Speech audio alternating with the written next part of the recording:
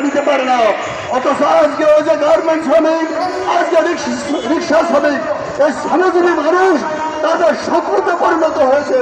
আমরা পরিষ্কার ভাষা বলতে চাই, এই দেশের যে 95% মানুষ, যারা দরিদ্র মানুষ, খেটে খাওয়া মানুষ, শ্রমজীবী মানুষ, তাদের স্বার্থ যদি না দেখেন, তাদের জন্য প্রয়োজনীয় যদি সংস্কার আপনারা না করেন, তাহলে এই শ্রমজীবী মানুষ আগামী দিনে তাদের শ্রমজীবী মানুষের যে শোষণমুক্তি লড়াই, সেই লড়াইয়ে আগামী দিনে আবারও শ্রমিক শ্রেণীর নেতৃত্বে গণঅভ্যুত্থানে আপনারা অংশগ্রহণ করবেন, আহ্বান জানাবেন।